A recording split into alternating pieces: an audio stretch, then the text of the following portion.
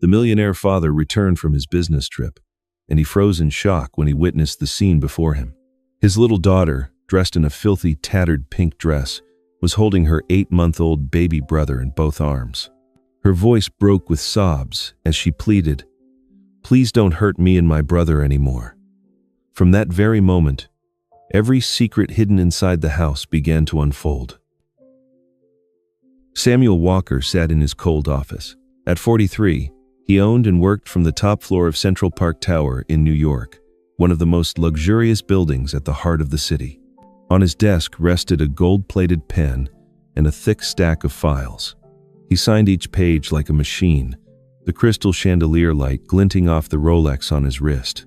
The tailored suit fit perfectly across his broad shoulders. The Italian leather shoes gleamed beneath the desk. Everything around him spoke of wealth, success, and power, the very things any American man might dream of. But inside, his heart was hollow. Samuel had once known a happy family. Sarah, his first wife, had been the light of his life. Emily, their first daughter, used to run around the yard with her soft brown hair bouncing in the wind. And now there was Michael, the baby boy only 8 months old, born in the middle of loss. The day Sarah left this world because of hemorrhaging after childbirth, Samuel felt as though his life had been drained away. 8 months had passed, and he had not once sat down to play with Emily, nor had he held Michael in his arms. He buried himself in business trips, paperwork, and numbers, as if running away from memory. During that time, Veronica, his second wife, appeared like an angel. Once Sarah's close friend, she had stepped into the house with a gentle presence, soothing everything broken with her sweet, radiant smile. To Samuel, she was the devoted woman he needed. If Sarah had been light, then Veronica was the salvation of his life. She held both children as if they were her own, caring for them with the tenderness of a model mother. Seeing that, Samuel felt reassured. He thought, at least the children have a woman at home. That is better than growing up with only a cold father. He was always grateful that she carried the burden he had abandoned. Today, after a month away on business, Samuel closed the last file. He stood, catching his reflection in the tall mirror on the wall, his face stern, his eyes weary. Suddenly, a thought crossed his mind. He wanted to go home early without telling anyone. He wanted to bring a small surprise. Maybe Emily would run into his arms. Maybe Michael would smile when he held him close. The thought softened him for the first time in months. Samuel took his coat and walked out quickly before his secretary could ask another question. The luxury car sped along the road leading back to his suburban estate. That house had once been filled with laughter, once warm with life. Now it was a place Samuel rarely touched, stopping only between trips. Today felt different. He wanted to see his family. The iron gates opened and Samuel stepped into the grand hall. Everything was unusually still. The golden glow of the chandelier fell across the marble floor. He set his briefcase down on the table and removed his coat. Then, from somewhere deeper in the house, he heard the faint sound of a child's sobs. Michael. The sound pierced the silence. Samuel froze. Amid the weak cries, another trembling voice followed, small and broken. "Please, don't hurt me and my brother anymore." Samuel's body stiffened. It was Emily.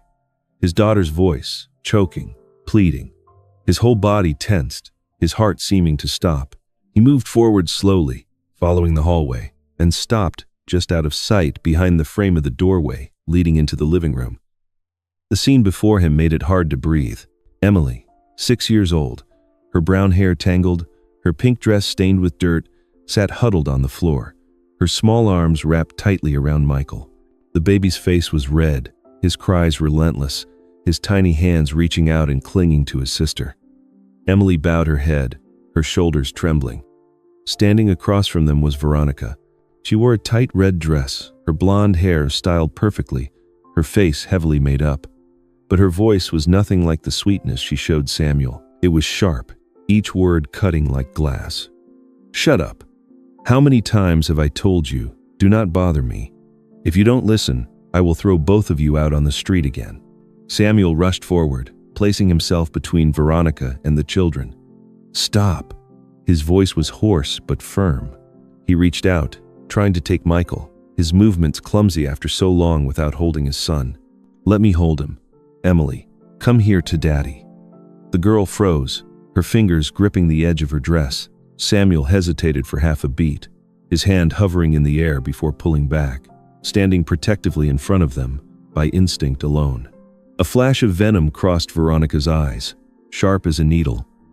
In an instant, it vanished behind a gentle smile. "You're back? I was just teaching the kids some discipline. They were being too wild." She stepped closer, placing a light hand on the sleeve of Samuel's jacket, her voice softening like honey. "You must be tired after coming home. Don't get so worked up over a moment of childish whining.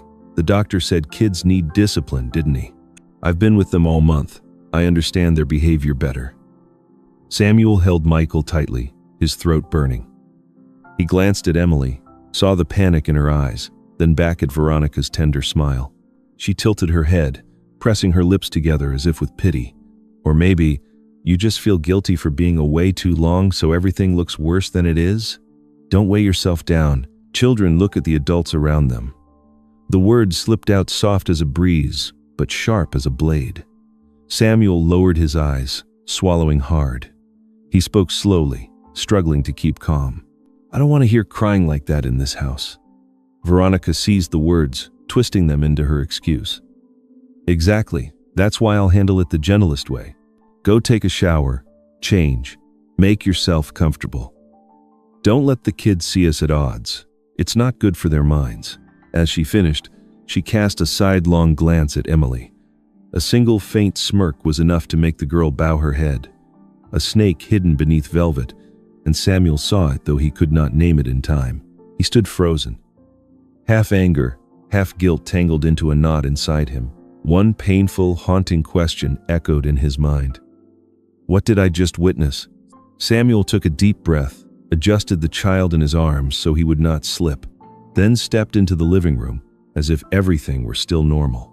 Veronica had already put on a gentle look, her voice warm but clearly forced. "You came home early, you surprised me. I'll tell the kitchen to prepare dinner. Sit and rest. I'll take care of the rest." Samuel nodded. He glanced at Michael, who was still sobbing, his chest tightening with the feeling that he had missed something deeply important during the past 8 months. Veronica snapped her fingers lightly, and the housekeeper appeared in the kitchen doorway. It was Mrs. Whitman, an older woman who had worked for the family since the days when Sarah was alive. She was discreet, well-mannered, and spoke little. She bowed gently to Samuel, then returned inside to set the table. Dinner was quickly arranged. The yellow light reflected on the silver cutlery. The smell of chicken soup rose warmly, yet it could not drive away the cold inside Samuel. He sat at the head of the table, Veronica to his right, Emily across from him, and Michael in a small chair, his eyes still wet and unsettled. "Eat, sweetheart, so you'll grow strong," Veronica spoke as she placed a piece of meat into Emily's bowl. Her voice was sweet as honey, her smile fixed in place, but the hand she laid on the girl's shoulder pressed a little too firmly. Samuel saw Emily's small shoulders flinch and the spoon in her hand tremble. He leaned slightly forward, observing more carefully. On Emily's left wrist were faint purple marks, stretched like fading bruises. Samuel's heart pounded, and he heard his own voice rise, slow and heavy. "Emily, has anyone at school been bullying you?" The girl startled. Her eyes flashed with fear before dropping quickly. Her voice was small, barely a whisper. No, Father." Veronica let out a soft laugh and turned to Samuel. "Children bump into each other when they play. I keep reminding her to be careful." Samuel stayed silent, twirling the spoon in his hand. A wave of guilt ran down his spine, knowing that for months he had not been here to notice these little things. Suddenly, Michael kicked his legs, his lips curved downward, and a wail burst out into a long cry. Veronica stood, walked around to pick him up, her hand sliding under his arms but gripping too tightly. The movement was quick but without tenderness, and Michael screamed louder, his face flushed red. "Give him to me." Samuel quickly stood, extending his arms, his voice hoarse and urgent. Veronica glanced at him briefly, then handed the boy over. Samuel awkwardly caught him, his arms stiff like wood after so long without holding his son. Emily lifted her head, her eyes filled with both surprise and hope. Samuel adjusted his hold, bringing the boy closer, rocking him gently. Michael kept crying, but his sobs grew less sharp, and Samuel's own breath slowed with each steady pat on the boy's back. "You're safe now. Daddy's here," Samuel whispered. The words left his mouth, and he suddenly realized how long it had been since he last said something like that. Dinner dragged on slowly. Veronica kept starting conversations to fill the silence, bringing up a new investment portfolio, asking Samuel about his business trip, sometimes turning to Emily with a half-hearted question, as if to prove she cared. Mrs. Whitman stood quietly in the corner of the room, her hands clasped together. She did not interrupt once, but when Samuel caught her gaze, he saw in her eyes an unease she could not hide. He was about to call her over, but Veronica had already offered dessert, leaving his question caught in his chest. When the meal ended, Samuel set his napkin on the table and spoke calmly. "I'm going upstairs to change and look over some documents. Emily, make sure you brush your teeth after you finish eating." "Yes, Dad." Emily's reply was faint, her eyes flickering quickly before dimming again. Samuel pushed back his chair, lifted Michael, and handed the boy to Veronica. This time, he noticed her hand more closely, her thumb pressing into the child's side with a practiced reflex. Samuel pressed his lips together and said nothing. He turned away and walked toward the stairs, the wooden steps creaking softly under his feet.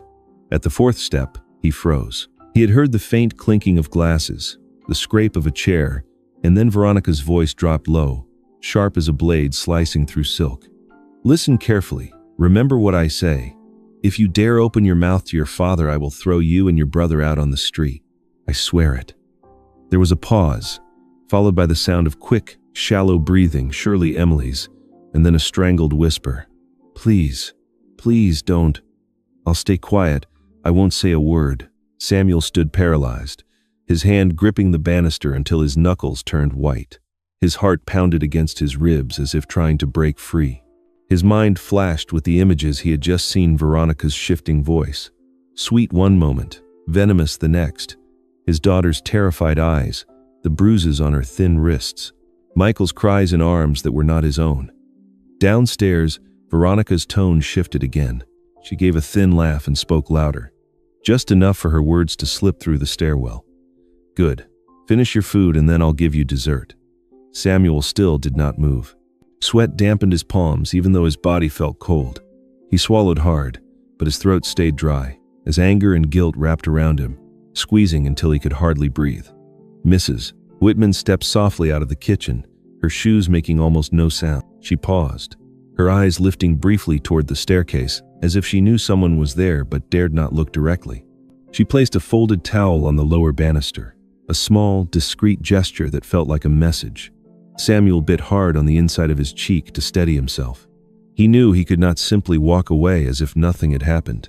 Yet he also understood that a single outburst now might frighten those trembling little hands even more. He tightened his grip on the railing, drew in a long breath, and forced the breaking wave inside him back down. And so, he remained there on that step, listening to the pounding of his own heart, the faint clatter of a spoon against a bowl, and the rise of a new and unmistakable command within him, a vow he could not delay even one more day. Samuel's hand still gripped the banister. He inhaled deeply, released it, then returned to the dining table and spoke a short sentence to bring dinner to an end. After that, he went into the study, closed the door, and stood in silence for a long time by the bookshelf. That night he did not sleep, only listening to the small footsteps of his children and the whispers echoing down the hallway like needles piercing skin. When the sky turned pale, he washed his face with cold water, adjusted his collar, and walked straight to the kitchen. Mrs. Whitman was placing dishes onto the wooden shelf. She was the elderly housekeeper who had lived in this home since the time Sarah was a young bride. She was quiet, meticulous, and always kept the proper boundaries. Hearing Samuel's steps, she froze, her thin, dry hands still holding the cloth. "How were the children while I was away?" Samuel asked. His voice was steady, but his eyes could not hide the exhaustion. She hesitated, looked down, then sighed. "Do you want the truth?" Samuel nodded. "I only want the truth." She set the cloth down, speaking slowly so as not to stumble over her emotions. Some nights Miss Veronica made the girls stand on the porch for a long time just for dropping a spoon. One night, I found her holding her little brother, sleeping in the storage room because their bedroom was locked. Many times Michael was given only very diluted milk. He cried from hunger until he fell asleep. I tried to intervene, but she told me I had no right to interfere with her way of raising them. Samuel felt his heart clench. The image of Sarah holding a bowl of porridge, lifting Emily onto the chair, smiling as she told a bedtime story came back like a blade cutting through memory. He swallowed, keeping his voice even. "Did you hear her make any threats?" "Yes." Her answer was soft, her eyes still fixed on the cloth. "She said if the girl ever told you, both children would be thrown out. She also threatened to fire me if I ever spoke of it. I truly am sorry, sir. She is far too cunning." Samuel shook his head, resting a hand on the back of a chair to keep it from trembling. "It is not your fault. From now on, if anything happens, you tell me directly. And, if necessary, would you be willing to testify?" She raised her eyes, and in them was a quiet resolve. "For the children, I am willing." That entire day, Samuel moved through the rooms as if inspecting an unfinished worksite. He called his office, postponed every meeting, excusing himself with family matters. He went into the children's room, opened the closet to check blankets, examined the bottles, and took notes in a tight, pressed script. Every small trace was like an accusation. Veronica smiled at him softly, inquiring about his work, but Samuel said little. He told her they would talk later and asked the kitchen to prepare a light dinner. He did not want to cause noise. He wanted to see clearly. The night fell very slowly. In the study, Samuel pushed the files aside until only the small frame of Sarah remained before him. He placed his hand on the wooden surface, an apology lodged in his throat. The desk lamp lit the lines at the corners of his eyes. Outside in the hallway, the wind whistled faintly through the crack of the door. Then came the sound of hesitant steps, stopping at the threshold. The door opened slightly.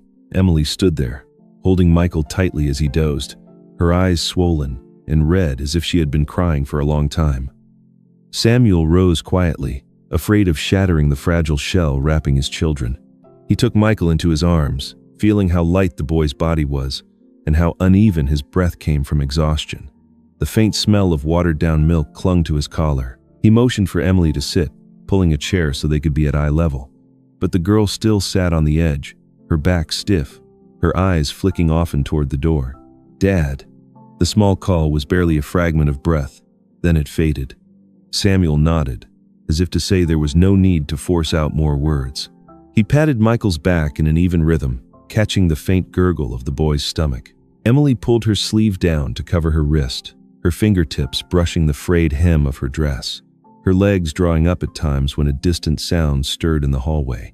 The air in the room was thick with pauses, as if every sentence wanted to rise, but then retreated again. Samuel handed her a cup of warm water. Emily received it with both hands, sipped a tiny swallow, her eyes still fixed on the outline of the doorframe as though expecting someone to walk in. He wanted to ask 1,000 questions, but stopped himself, afraid that even one misplaced word might make her retreat further. He chose instead a neutral phrase, light as placing a blanket over her shoulders. "Sit here where it's warm." The girl nodded, let out a short breath, then lowered her eyes. As her sleeve slipped back, a purple mark surfaced for a moment, and then vanished like a fish diving into dark water. Samuel saw it but pretended not to, his chest tightening with partial understanding, and with the weight of not yet having enough proof to name the rest. Michael drifted into drowsy sleep, his small hand clinging to Samuel's collar as though it were the last anchor he had. Samuel stayed perfectly still, afraid that even the smallest movement might wake the fragile fears trying to lie quiet. "It's safe here." His voice was just above a whisper, its warmth carrying more than the words themselves. Emily gave a faint nod, her lips quivering as though she meant to speak, but then she fell silent. Outside, the wind slipped through the crack of the door in a thin line, rattling the key hook. The girl flinched, her hand curling back in a reflex born of long practice. Samuel reached out, intending to rest a light touch on her wrist as reassurance. Emily recoiled slightly, her chair creaking the softest sound. He froze instantly, his hand suspended in the air, then withdrew it as though from a flame. The silence thickened with another layer. Inside his chest, a question broke loose. When did the distance between father and daughter become this wide? My own child. Is she afraid of even my hand? Samuel stood still for a long time after Emily pulled her hand away. He drew in a deep breath, placed Michael back in the crib, and pulled the blanket over him. Emily sat curled up on the chair, hugging her knees, her eyes still swollen. Samuel bent down, speaking slowly so she could hear him clearly. Sleep here tonight. I'll be right next to you. Emily nodded, her hands clasped tightly together. Samuel dimmed the light, closed the door to his study, and walked into the empty hallway. The silence of the night seemed to swallow every breath. He could not sleep. Images of Sarah and her warm smile rose again and again out of the darkness. He opened the door to his late wife's old room. A faint fragrance still lingered on the shawl that hung behind the door. Samuel opened the wardrobe and pulled out the small drawer where Sarah used to keep Emily's cards. A thin envelope slipped off the edge of the drawer, caught against the wooden rim. On the front was the handwriting he knew so well. To Samuel. He froze. His hand trembled as he opened the letter. The slanted handwriting seemed like Sarah's voice speaking to him. If I am no longer here, please protect Emily and Michael. Do not place your trust too quickly in anyone. Believe in your child's eyes. When she is afraid, she will not know how to lie. Samuel sank down onto the floor, the paper quivering with his breath. His mind filled with the sight of Emily clutching her little brother, her dress torn and filthy, her eyes wide with fear. Michael had felt so light in his arms, his breathing broken from hunger and exhaustion. A wave of grief surged through him, no longer a vague sense of guilt, but a sharp, searing ache of fatherly love that tightened his chest. He pressed the letter against his chest, closed his eyes, as if hearing Sarah's voice guiding him word by word. I am sorry, Sarah. From now on, I will protect our children. He opened his eyes, stood, folded the letter carefully, and tucked it into the inside pocket of his jacket as though sealing a vow. His hand brushed the picture frame on the shelf. From that moment, the decision became simple. He would return to being a father in the truest sense. He held the letter against his chest for a long time, until the hallway light flickered faintly with the wind. When he finally rose, his back ached, but inside him a cord had tightened, pulling him straight forward. The next morning, Samuel woke early. He brewed coffee, listening to Mrs. Whitman's footsteps in the kitchen, the faint clink of a spoon. Veronica appeared soon after, neatly dressed, smiling, as usual. Did you sleep well? Today I'll take Emily to her music class. Let's have an early dinner tonight. Samuel gave a restrained smile. I have things to do at home. You keep to your schedule. He said nothing more. All day he remained calm, as if smoothing the last crease on a suit, yet his eyes never left Veronica's movements.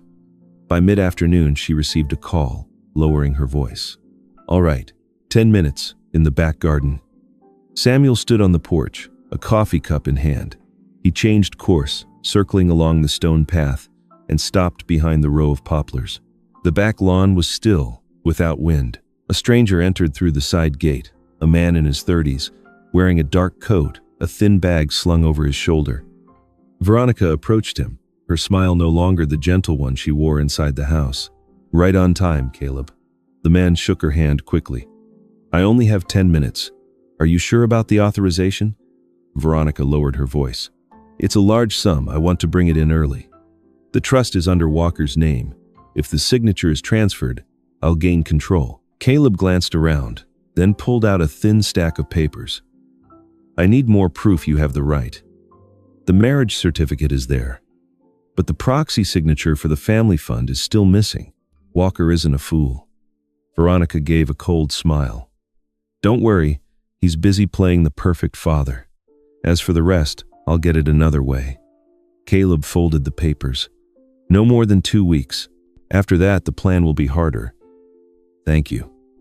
Veronica touched his hand with a familiar gesture. Keep it quiet for me. Samuel stood behind the trees, his heart pounding heavily. He had heard enough to understand where the blade was pointing. It wasn't just the shouting in the kitchen, not just the threats on the stairs. This was a step across another line. Caleb left through the side gate. Veronica lingered a moment, adjusted her hair. then walked back into the house with a calm face. Samuel still didn't move. He opened his phone, the black screen reflecting his own face. 3 tasks lined up in his mind, as straight as ruled lines. Protect the children, preserve the evidence, and call an old friend who knew the law. He went back inside, passing through the living room. Emily was stacking wooden blocks for Michael, glancing now and then toward the kitchen. Her eyes flicked toward him, still carrying some caution, but there was also a small glimmer. Samuel paused for a second, laying his hand gently on his daughter's shoulder. "You're here with me," Emily nodded, her lips forming a faint word. "Yes." Samuel kept walking, his hand gripping Sarah's letter inside his jacket pocket. His heartbeat surged not from fear, but from a late awakening turning into action.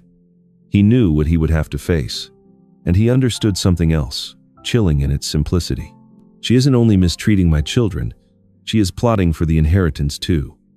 Samuel tightened his grip on the letter in his pocket and walked straight toward the living room. He stopped beside the play rug, bent down to pick up a wooden block that had rolled away, and placed it in Emily's hand. His voice lowered to reassure her. "You stay here with Daddy." Emily gave a slight nod, her eyes darting toward the kitchen, as if to check whether anyone was listening. That night, Samuel stayed in the living room longer than usual. He sat beside them, opened a children's book that Sarah used to read to Emily years ago, and read slowly, letting each word linger. His other hand tapped a steady rhythm on Michael's back until the boy's breathing became calm and even. Every time footsteps passed by, Emily stiffened, her little hand clutching at the hem of her dress, her gaze shifting to the window as if searching for an escape. Seeing this, Samuel whispered, "It's all right. Daddy is here." Veronica passed by once. She smiled faintly and asked as though in passing, "It's late. Let me take the children to their room. They have school tomorrow." Samuel looked up, his tone deliberately calm. "I'll do it." Veronica shrugged and turned away, leaving behind a trace of perfume that could not mask the unease beneath her polished manner. Mrs. Whitman came carrying a warm glass of milk. She placed it on the table by the chair, her eyes glancing at the door before meeting Samuel's, as if to remind him not to let the children out of his sight. Samuel thanked her, urged Emily to take a few sips, then placed Michael in the portable crib, pulling it close beside his chair. He finished the page of the story in a steady, low voice. When the clock struck late, Samuel carried Michael and guided Emily toward the children's bedroom. The door stood ajar, the room tidy but cold. He straightened the blankets, laid the boy in the crib, pulled a small chair close for Emily to sit beside the bed, and spoke slowly. "Daddy is right here. Go to sleep." Emily nodded, but before closing her eyes, she still glanced outside as if waiting for some sound.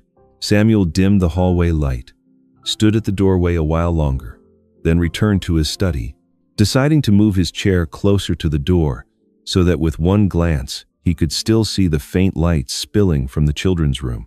Near midnight, Samuel lifted his head from the stack of papers when he heard a faint metallic clink at the end of the hallway. He rose quickly, following the sound, his heartbeat racing before he could steady himself. Someone had turned off the hallway light, leaving the space blurred in shadow. Samuel flicked the switch, and the sudden brightness made him squint. In front of the children's room, Emily was sitting hunched on the floor, clutching Michael tightly, the baby hastily wrapped in a thin blanket. Her eyes were red, her cheek pressed against her brother's forehead to keep him warm. The lock on the outside of the door clicked just as it released, and Samuel understood at once.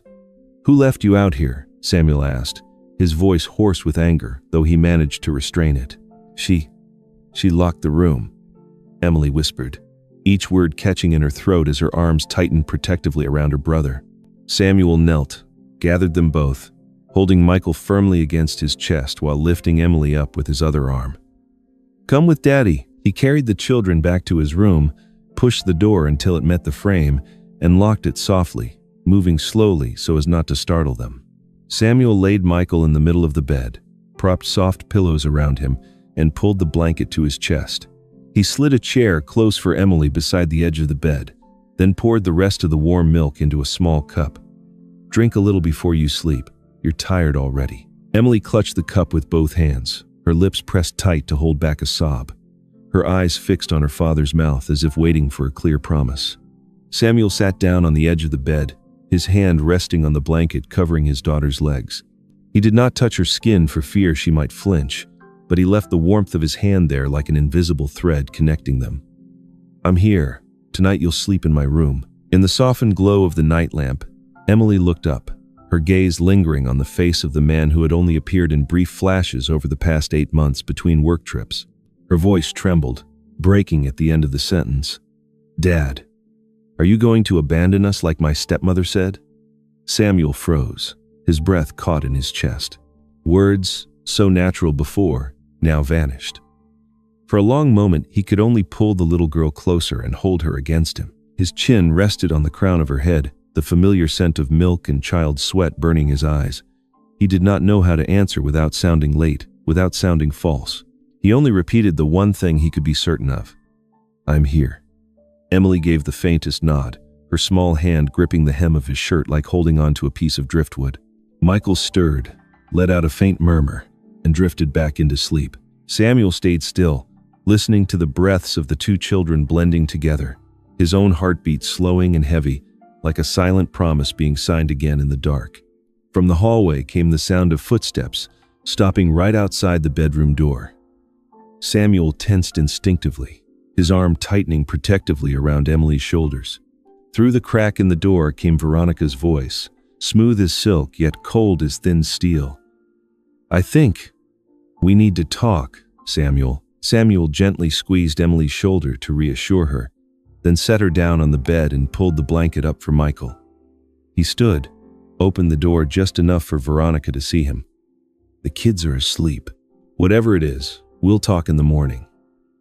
Veronica smiled, stepped back, her voice still soft. "As you wish." The door closed. Samuel sat down in the chair, pulled out his phone, and dialed a familiar number. "Richard, come by my house tomorrow evening. There's something in the portfolio we need to discuss." On the other end, the man answered briefly. "All right, 7 o'clock. Richard Coleman was a corporate attorney in his 40s, discreet and straightforward. He had been with Samuel since his earliest deals, understood how Samuel thought, and could read details most people overlooked. He wasn't only skilled with contracts, but also deeply knowledgeable about family trusts and asset protection, which was why Samuel believed Richard's presence would be far more valuable than a polite dinner. The next evening, Veronica took charge of the kitchen. She chose a white tablecloth, arranged red roses, and set gleaming silverware in place. When Richard arrived, Veronica came out to greet him with just the right smile, carrying the poise of a perfect hostess. "Such a pleasure to meet you, Mr. Coleman. Please, come in." Richard shook Samuel's hand, his gaze sweeping the room before stopping at the corner where Emily was holding Michael. He nodded to the children with a warm smile. Dinner began with soup. Veronica was attentive to every gesture in front of the guest. She placed the tenderest piece of meat into Emily's bowl, bent down to wipe a trace of milk from Michael's lip, and spoke with honeyed sweetness. "Eat up, darling, so you'll grow strong," Emily replied softly. "Yes, ma'am," then tried to lift a small spoonful. Samuel glanced over. On his daughter's shoulder, Veronica's hand seemed casually placed, but her fingers pressed down hard enough to make the fragile muscle tighten. Emily's face tensed. The spoon trembled. Samuel kept his expression calm, as if he hadn't noticed, but a burning heat rose in his chest. Richard filled the silence with business talk. "I reviewed the infrastructure fund update. The allocation is leaning too heavily toward bonds." "How long are you planning to stay defensive?" Samuel answered briefly, while setting his hand on the table as a signal. "I need to review the structure of the family trust. I'll have you look it over." Veronica's eyes flicked quickly, then she smiled again. "Mr. Coleman, you're always so thoughtful, always keeping the family's security in mind." When the main course was served, Richard turned to ask the chef about the sauce. He looked away for just a moment. Veronica leaned close to Emily's ear, her voice as thin as a blade. "Remember this, if you so much as whisper a word, your little brother will pay the price." Emily froze, lowered her spoon, her eyes downcast. From that moment on, she ate no more. She sat silently, her hands tucked under the table to cover her wrist, still marked with old bruises. Samuel noticed the motion. He lifted his glass of water, concealed a long, steady breath, and set it down firmly in its place, as if placing a small period on the decision he had just made. After dinner, Veronica poured tea. "I'll take the children upstairs first." She bent down, picked up Michael, and smoothed Emily's hair in front of the guests. "Come on, sweetheart." Emily stood up. Before leaving, the girl glanced at Samuel for a second, her eyes waiting as if asking whether it was safe. Samuel gave a small nod. "Go on, I'll be up later." The living room was left with just the two men. Richard set his teacup down, leaning back slightly into the chair. He talked a bit more about the fund, then lowered his voice. "You want me to review the trust structure, don't you?" Samuel answered shortly. "Yes, and also the power of representation." Richard nodded. "All right, but let me ask you this." He leaned forward, his eyes fixed on Samuel. "Since the moment I walked into this house, I saw a child flinch his shoulders in reflex from pain, an infant being held the wrong way, and a lady of the house controlling every glance. Did you call me for money or for something else?" Samuel stayed silent for a few seconds. He placed 2 fingers on the edge of the table to keep rhythm, then spoke slowly. "Both, but the latter matters more." Richard didn't rush. He pulled a small notebook from his briefcase and opened to a blank page. "Then let's begin with the truth. Tell me what you've seen, what you've heard, and who you want to protect." Samuel recounted in short fragments, without adding or omitting. The words on the staircase, the lock on the outside of the bedroom door, the bruises, and the threat just now. Richard jotted down a few key words, never interrupting, only nodding when needed. Veronica returned, smiling at the two men. "Do you need anything else?" Richard replied politely. "Thank you. The tea was very good." She closed the door behind her. He waited a beat before continuing, lowering his voice further. "My friend, I'm afraid your second wife is hiding much more than she lets on, and I can help you uncover the truth." Samuel looked straight at his friend. In his eyes, the burning anger had settled into a cold determination. "Where should we begin?" Richard left around 9 o'clock. Samuel walked him to the door, kept his hand on the knob for a moment to steady his breath, then turned back into the house. He opened the children's room door slightly, saw Emily and Michael already asleep, pulled the blanket up to his daughter's shoulders, and placed the teddy bear back beside her. Then he closed the door and went straight down to the living room.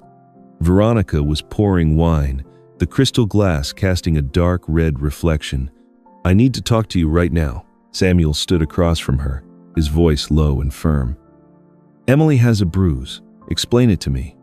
Veronica set the glass down, the corner of her lips lifting. "Are you accusing me? I spend the whole day here with the kids. Did you see me cooking, bathing them, watching when they cried?" She grabbed the glass again and slammed it down hard on the table. The stem cracked with a sharp sound, the wine splashing across the surface. "I'll ask again." Samuel did not look away. "What did you do to my child?" Veronica let out a dry laugh. "Do you really think I want to take care of Sarah's children? Can't you see from beginning to end? You never chose me. You only chose her shadow." Samuel froze for a moment. He placed 2 fingers on the table to steady his rhythm. "Stay on point. Answer why the girl has a bruise. Children fall." Veronica folded her arms. "Besides, she's stubborn. She needs to learn to obey. I teach her the way a mother teaches a child." "A mother?" Samuel tilted his head. "Are you talking about Sarah? She taught them by holding them and speaking with them, not by locking doors and threatening." For a brief second, Veronica's face shifted, then turned cold. She leaned forward, her voice cutting. "Sarah, always perfect, gentle, intelligent. Everyone adored her. And me? I was nothing but her shadow. Did you marry me out of pity, or because Sarah asked you before she died?" Samuel kept silent for a few seconds, letting the weight of the truth settle. He spoke slowly, each word striking with precision. "I married you because I thought the children needed a woman in the house. I was wrong, and tonight I corrected." Veronica burst into laughter, her voice thick with resentment. "Corrected? How? By throwing me out? Do you think the court will believe you? You were away for a month on business. Who cared for the children? Me. Who fed the baby his milk? Me. And where were you? Hiding in your gilded office." Samuel did not back down. You know why I called the lawyer here tonight. You know what I saw. And you also know what I heard. Veronica slammed her hand on the table. Fine. Then listen closely. She spat out each word, her eyes blazing as if they were about to shatter. I hate her. And I hate those two children who carry Sarah's face even more. Every time I look at them, I feel like I've lost. I was by your side when you collapsed, while she lay cold on a metal table. But you never once looked at me as the one you chose. Never. Samuel exhaled, long and pained. You're right about one thing. I didn't choose anyone. I only ran from grief. But from tonight on, I choose to stand with those children. I won't let anyone hurt them. Not even you. Veronica tilted her head, her smile stretching like a cut across her face. You think you can take everything back? You forget. I am the legal wife. I have rights in this house, in this trust. If you want to fight, I'm ready. Tomorrow, Samuel said, his voice flat and cold.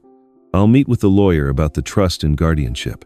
I'll also speak with the police about abuse if necessary. You should prepare yourself. You wouldn't dare, Veronica sneered. You'll humiliate yourself in court.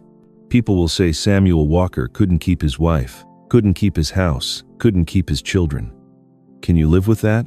I can live with their words. Samuel lifted the napkin and set it down neatly, as if signing something in silence. What I cannot live with is the sound of my children crying.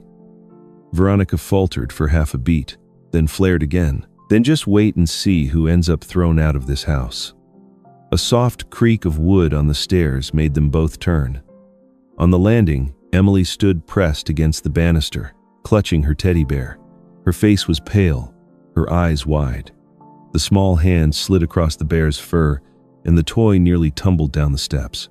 Emily bent to grab it, her hands trembling so badly that even when she hugged it tight, it still slipped.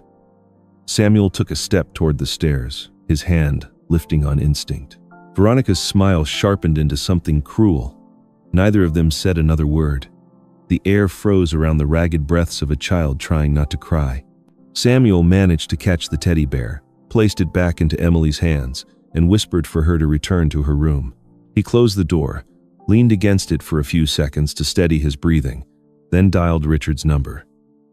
We start the process tomorrow morning. On the other end, Richard gave only a short reply. See you at Lincoln, 9 o'clock. The next morning, the family court hallway in Lincoln smelled of paper and weak coffee. Richard Coleman walked beside Samuel, holding a thick file that already included Mrs. Whitman's statement and photos of the bruises. Emily clutched Samuel's hand, while Michael had been left with a court-appointed babysitter outside the courtroom. Veronica arrived with a man in a dark blue suit, her attorney, named Alan Pierce. She wore light makeup, held a tissue, and her eyes glistened just enough in the right places. Case number 14 Farad, the clerk called out. Walker petitioning for emergency protection for minors. All four walked in, all rise. The guard's voice was steady. Judge Eleanor Myers sat above them. She was about 50, with bright eyes, a woman who spoke little but observed much. Richard began. Your Honor, we request an emergency protection order and restrictions on contact for the respondent, Veronica Hayes, on the basis of emotional abuse and neglect. We have the housekeeper's testimony, photographs of the injuries, and a letter from the plaintiff's late wife as context. Alan lifted his chin, cutting in immediately. Your Honor, my client is a devoted stepmother. These accusations are speculation. There is no direct evidence. Veronica dabbed at the corner of her eye. The girl is sensitive, Your Honor. I only disciplined her as any mother would. The judge nodded. Call the witness. Mrs. Whitman stepped up to the stand, her hands clasped together. Richard asked concisely, What did you see? I saw the girl repeatedly forced to stand outside on the porch. One night, she had to sleep in the storage room with her brother because her bedroom door was locked. The boy was often given only watered-down milk. I heard Mrs. Veronica threaten to throw them out if the girl told her father. Richard asked, You are certain it was the respondent's voice? Yes. I was 2 meters away. Alan approached, his tone flat. How old are you? 62. Could your memory have been mistaken in a dark hallway? Number. Her answer was short. I worked in that house for 10 years. I do not mistake her voice. Alan raised his brow. Do you have any personal grudge against my client? Number. I am only afraid for the children. Richard presented a stack of photographs. Photographs of bruises on Emily's left wrist, taken 2 days ago, time-stamped. The judge examined them carefully, tilting her head slightly. Alan quickly countered. Children run. They fall. Injuries are normal. The photos don't prove who caused them. Veronica lowered her face, sobbing at just the right rhythm. I did my best. He was gone for months on business trips. Everything fell on me. Samuel stood upright, his hands clasped together to steady his trembling. Richard moved on to the letter. This is a letter Mrs. Sarah Walker left behind. It is not behavioral evidence, but it provides context about the family and her instruction to protect the children. The letter was handed up. The judge read a portion, paused for a few seconds, then set it down. The court acknowledges it. The courtroom was tense, like a drawn string. The judge glanced from one side to the other. The court requires more direct evidence. Can the child speak? Richard looked at Samuel, as if asking for permission. Samuel leaned down, whispering to Emily. You don't have to say anything if you're afraid. I'm right here. Emily looked at the high chair where the judge sat, then at her father's open hand waiting for her. She took a short breath. I want to speak. Emily stepped up to the witness stand. Her shoes tapped softly against the wooden edge. The clerk asked her name and age. Emily answered in a small voice. My name is Emily Walker, 6 years old. The judge nodded slightly, lowering her tone. You only need to tell the truth. Emily looked down at her hands, then raised her head, this time staring straight ahead. She said if I told my dad, she would throw me and my brother out onto the street. But I can't stay silent anymore. I don't want my little brother to grow up in fear. Her voice cracked on the last word, but she did not cry. From the bench below, Samuel lifted a hand to cover his eyes, his breath escaping in a short sob. Richard set his pen down, not writing another word. The room was silent. Judge Myers leaned back in her chair, her fingers interlaced. She looked at Veronica, then at Alan. She looked at Samuel, and then back to Emily. Thank you, child. Alan tried to recover. Your Honor, a child's words can be influenced. The judge raised her hand. That's enough. She turned to the clerk. Bring me the photographs again, and summon the child protection officer waiting in the hallway to come in after the session. Then she lowered her voice to Emily. Would you like to sit with the clerk for a while? Emily nodded, stepped down, passed by Samuel, and paused for half a second. Samuel squeezed her hand gently. The air had just begun to loosen when Veronica's chair suddenly screeched back. She shot to her feet, pointing toward the witness stand, her voice bursting out like a lid blown off. Liar, you're just like your mother, always pretending to be so saintly. Veronica's scream was still trembling in the courtroom when the bailiff stepped forward quickly, placing his hand out to stop her from advancing further. Judge Myers struck the gavel 3 times, his voice sharp and decisive. Order. The defendant will sit down immediately. Veronica let out a harsh laugh, but her shoulders had stiffened. Alan tugged at her sleeve, whispering a few words in an attempt to suppress the fire that had just flared up. Richard leaned forward to shield Emily from the sight. Samuel placed the flat of his hand on his daughter's back, calming her with the gentlest touch. The judge glanced over the file once more, then raised his eyes. Based on the testimony, the photographs of the injuries, the contextual letter, along with the threatening behavior directed at a minor, the court issues an emergency protective order. The defendant, Veronica Hayes, is hereby suspended from all custody and visitation rights until a final ruling is made. Temporary custody is granted to the plaintiff, Samuel Walker. Furthermore, the court refers this case to the district attorney's office for investigation into child abuse and fraudulent conduct concerning the family trust assets. At the clerk's instruction, Carla Reyes, a social worker from the Department of Child Services, entered the room. She was about 35 years old, her voice steady, a professional who had handled many similar cases before. She bowed to the judge, then turned to Samuel. I will coordinate to ensure safety starting right now. Emily clung even tighter to Samuel's hand. He nodded, his eyes moist. The judge paused briefly, fixing his gaze directly on Veronica. The court also notes the defendant's insulting and threatening behavior toward a child inside this courtroom. The defendant is held in contempt of court and remanded to custody for 24 hours. Veronica's eyes bulged. Alan leaned closer, lowering his voice in a desperate plea, but the bailiff had already motioned for her to follow procedure. The gavel fell one final time. This temporary hearing is adjourned. Samuel bent down and held Emily tightly. The little girl buried her face against his shoulder, the stuffed bear wedged between her small arms. He wrapped another arm around Michael when Carla brought the boy closer, as if afraid that even the smallest gap might let the cold wind seep in. Tears poured down his face before he could wipe them away. Richard placed a hand on his friend's shoulder, silent. Outside the courthouse, the hallway exploded with the sound of camera shutters and urgent questions.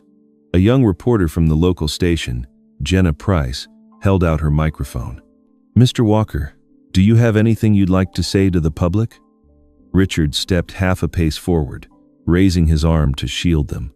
"Make way, please. We are protecting the children's privacy." Samuel only bowed his head, pressing Emily and Michael close against his chest, carrying all three of them through the flood of lights as though walking through a heavy rain. Behind them, Veronica was led out through a different passage, but when she saw Samuel, she jerked violently, her voice hissing through clenched teeth. "You took everything from me. But remember this, Samuel, one day you'll pay for it." Samuel stopped for half a beat. He didn't answer. He pulled Emily closer, one hand steadying Michael's back, his head bent slightly as if shielding them beneath an invisible umbrella. The gesture itself spoke louder than any words. No one will ever touch them again. Richard leaned close to Samuel's ear and whispered, "Go home right away. I'll continue working with the prosecutor and CPS. There will be patrols around your house tonight." Carla nodded. "I'll come by to check the home environment, mostly so Emily can see that the adults are standing on her side." As they walked to the car, Jenna called out one last time, but her voice softened into a blessing. "Good luck to the three of you." Samuel turned his head and gave a small nod. Emily clutched her stuffed bear tightly, her eyes looking out the window, her breathing calmer now. Night fell quickly over the courthouse parking lot. In the back corridor, the metal door shut with a dry, sharp click. Veronica sat inside a small holding cell, the white light glaring down on a face drained pale with rage. Her hand clutched the bars so tightly her knuckles turned white. The sound of the guard's boots faded away. The room was left with nothing but her heavy breathing and the smell of cold steel. She lifted her head, staring into the darkness between the bars, whispering to herself as if swallowing the bitterness of her defeat. "Sarah, in the end, you still won. But just wait. I swear, once I'm out of this place, I won't leave your husband and children in peace." The steel door closed behind Veronica. Samuel pulled the coat around Emily and took Michael from the social worker's arms. He signed the transfer papers with Carla Reyes, listening as she gave a few reminders about home visits and the children's therapy schedule. Samuel nodded, said thank you, then carried Michael to the car, gripping Emily's hand as if the wind could sweep her away. That night he mixed the milk, told stories, and soothed the children to sleep. The next morning, he called Richard to begin the long legal process. Life carried on like that, one day after another, built on small but steady acts. 2 years later, the sky looked clearer. Emily had grown taller, her hair tied up, her hand guiding Michael as he toddled along the brick path in the backyard garden. A small wooden sign hung on the fence, painted in white letters, "Mama Sarah's Garden." Tomato plants stretched up in green rows, crowned with yellow blossoms. Emily bent down to show her brother how to rest his hand on the stem without breaking it, her voice bright with excitement. "Daddy, look at this. Michael and I are growing tomatoes for you." Samuel sat back in the wooden chair, resting his notebook on his lap. He watched the children, saw in Emily the shape of an older sister who knew she was loved and was learning how to love in return. Michael stumbled forward, his tiny shoes smeared with soil, his face lifted in a wide smile. Samuel's lips curved into a gentle grin. Deep inside, he whispered a line meant only for the one no longer there. "Sarah, I did it. I kept my promise." Carla Reyes appeared at the back gate, a folder in her hand. She was still assigned to the family's case, though now the visits were only routine. Carla smiled, waved, and said, "I brought the certificate confirming the therapy program is complete. Emily is making great progress, and Michael is developing normally." Samuel rose to his feet and shook her hand. "Thank you for everything." Carla nodded. "Thank you for staying." After Carla left, Emily ran over carrying a basket of seedlings. She dropped onto the bench beside Samuel. "Daddy, can you help me with the stakes? I didn't tie them tight enough." Samuel held the twine, showing her carefully as he explained. "Wrap it like this, snug enough to hold but loose enough for the plant to breathe." Michael lingered nearby, every so often pressing a stone into his father's hand as though it were a gift. Samuel slipped each one into his pocket, not missing a single piece. A while later, Emily set the basket down and leaned her head against her father's shoulder. The scent of sun and soil clung to her hair, the truest perfume he had ever known. Samuel remembered the first hearing, when those small shoulders trembled with fear. Now they were steady. He asked softly, "How is school?" Emily smiled. "Rosie asked me to be team leader. I told her about the garden, and she loved the story." Samuel nodded. "Tonight I'll make pasta with the first ripe tomatoes. You'll be my sous chef." Emily laughed. "Yes, Daddy." The back door opened, and Mrs. Whitman carried out a plate of butter cookies, the aroma clear in the air. She set it down on the small table, her eyes wrinkling with joy as she looked at the two children. "Have some milk, kids." She turned to Samuel. "There's a letter from Attorney Richard. He sent the schedule for the final hearing to confirm permanent custody." Samuel took the paper, scanned it quickly, and felt as if a heavy stone had finally settled firmly in place. He said, "This afternoon, after your nap, we'll stop by Uncle Richard's office, then go out for ice cream." Michael's head shot up at the word ice cream. Ice cream. Samuel lifted him into his arms, pretending to think. "What flavor will it be?" Michael laughed loudly. "Strawberry," Emily chimed in. "I'll choose vanilla for you, Dad, because you said vanilla goes best with Mrs. Whitman's cookies." Samuel looked at the housekeeper, and the three of them burst out laughing. That afternoon, they stopped by Richard's office. The man shook each of their hands, patted Michael's head, and handed Emily a star-shaped paperclip. "It's done," he said simply. "The rest is just living well." On the way back, Emily held the clip like a treasure, occasionally lifting it to the window so the sunlight could shine through. When they returned to the garden, the day was already fading. Samuel washed his hands and went into the kitchen. Emily stood beside him rinsing tomatoes, while Michael counted strands of pasta by laying them one by one on the table like pieces of a railroad track. Samuel lit the stove, stirred garlic in the pan, and every so often glanced at his children, seeing in that picture a steady rhythm of life he once thought he could never reach again. When dinner was ready, Emily clasped her hands behind her back, cleared her throat like a tiny announcer, and said, "Ladies and gentlemen, the chef proudly presents Walker family pasta with tomato sauce from Mom Sarah's garden." Michael clapped. Samuel laughed heartily. "I invite our two distinguished guests to enjoy the meal." After dinner, Emily ran around the garden, then suddenly stopped, turned back, and hugged him tightly. "Dad, now we're really a family, aren't we?" Samuel lifted her onto a chair, wrapped his arms around her, and answered firmly, "Yes, and it will always be that way." Michael hugged their legs, trying to squeeze into the family embrace. Samuel gathered both children into his arms and leaned back in the chair. Night fell, but the garden stayed warm with their presence. The shadows of the three overlapped on the grass, forming one solid shape. In the corner, tomato stakes stood upright, the twine holding them just enough without choking, the way Samuel had learned to hold his family together. He looked up at the wooden sign and brushed his fingertips across Sarah's name. In that quiet moment, Samuel realized he was no longer afraid of courtrooms, flashing cameras, or empty threats. What he held now was his children's laughter, their peaceful sleep, and the steady heartbeat of a true home. Those things were not loud, but they endured. Emily yawned and nestled her head against his shoulder. Michael dozed off with a tiny green tomato still in his hand. Samuel carried them both inside, turned off the lights one by one, checked the locks, and stopped by the children's room once more. He stood at the doorway, listening to their steady breathing, then stepped back and closed the door with a gentle touch. Outside, the night breeze brushed against the fence, carrying the scent of young tomato leaves. Inside, Sarah's photograph on the shelf seemed like a quiet blessing of peace. The story closes with the image of a father and his two children in a lush green garden, with a simple yet profound confirmation. When an adult chooses to stop and listen, a child can escape the shadows. That is the simple but powerful message. The wicked will be punished, the good will be rewarded, and justice must be built upon truth, courage, and unconditional love. Samuel was not perfect, but he returned at the right time, stood up to protect Emily and Michael, and made amends through his actions every single day. We too can do the same for the children around us. What do you think about Emily's journey from silence to speaking out? Which part touched you the most?